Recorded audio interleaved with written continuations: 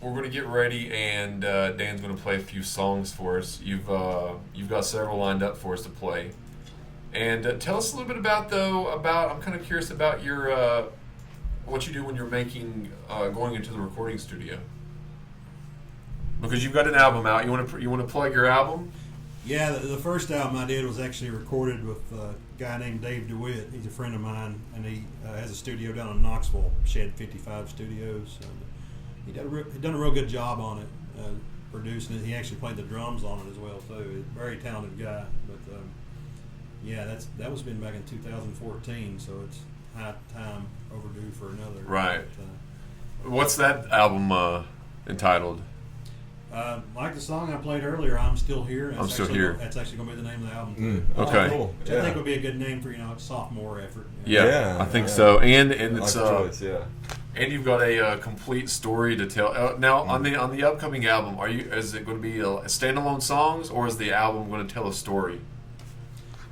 Well, it'll have some storytelling songs on it, but I mean, it's not going to be like linear, not like Red-Headed Stranger. Right. Like that. Yeah. Okay. Now, I may see myself eventually making one of those. Right. Because I mean, there's so much material to go with. Yeah, definitely. Especially around this region, where we grew up.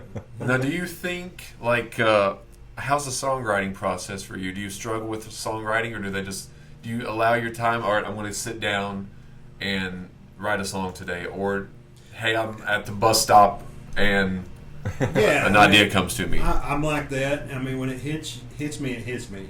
I've never been the one to just like sit down and say, "Hey, I'm going to write a song." It has to hit me. I mean, you got guys down in Nashville. That's their job. They got an office. They go in there and they sit there Monday through Friday, 9 to 5, and all they do is crank out songs. Which we know, Ross Copperman. I don't know if you know him. He's a talented, actually a talented musician, but he's also a songwriter now. And he's written, I think, co-written a couple songs. He's gotten like Grammy awards this past year. I can't think of any right off, but I see Jake tells me occasionally.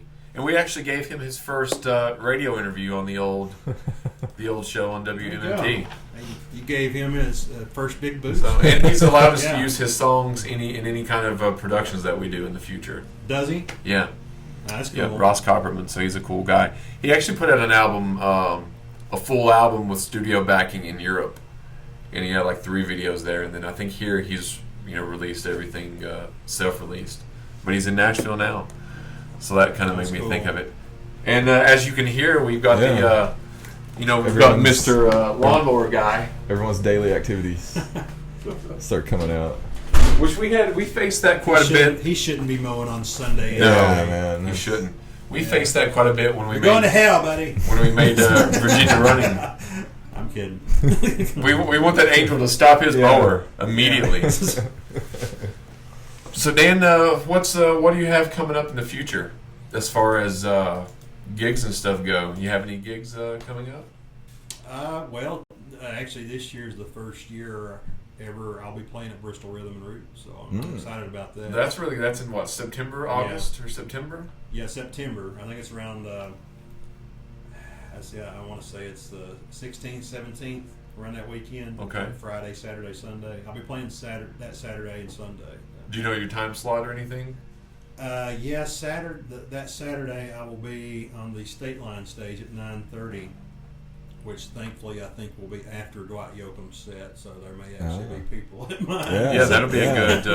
What's your favorite Dwight Yoakam song? Do you have one right off? Oh gosh, man, I love a lot of his stuff. I mean, it's Fast as You. I love the cover he did of Suspicious Mind. Yeah, 1,000 Miles from Nowhere. 1,000 Miles from Nowhere. That's great stuff. That's one of my favorite ones. Ain't that lonely yet? Yeah.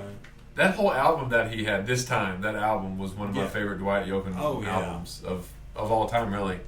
And it kind of had I like albums and songs that could also fit into like kind of maybe not western but southwestern type movies that take place in the desert or crime capers. His songs scored quite a few of those too, like the Nicolas Cage movie, the Dennis Hopper Nicolas Cage movie. I can't recall. It's in there on the shelf, but I can't recall the name of it right off. Yeah, but what was it? I can't really recall. It's like right in there on that shelf. What's it about? What was it about? What was the plot? Like Nicolas Cage is mistaken for like Dennis Hopper shows up, or somebody thinks Nicolas Cage is the hitman, and it's really Dennis Hopper that's the hitman. But Nicolas Cage takes the money. Dennis Hopper finds out it's Nicolas Cage who's taking the money, but didn't complete the job and is after him. I'm still drawing them. I don't know. I'm going. It's just right. People like Nicolas Cage and Dennis Hopper, you think you would remember that? Yeah, that's two big names, and that was before I think Cage had to start taking every acting gig offered him after he yeah. signed his money away, and Right. the guy back when he was on the A-list, I guess. Right. his lawyer or whoever took all the money and left. Yeah, Red Rock West. Red Rock. Wow. And it's a good movie. I actually, Yeah, I don't know that one. and the DVD's, it's a double. So Well, yeah. it's a double feature, Yes. $5 Walmart Yes. movie. Actually, I bought it on eBay for like Oh, did you? $3.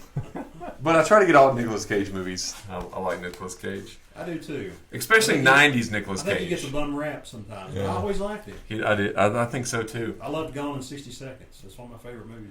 It's a fun one. It's a very fun. I would use him to teach my children the alphabet. So Yeah. when he Now the scene. What's even funnier about that scene is when he does that scene, his mannerisms after that are even funnier than him saying that. Like his mannerisms. I've watched just that particular scene.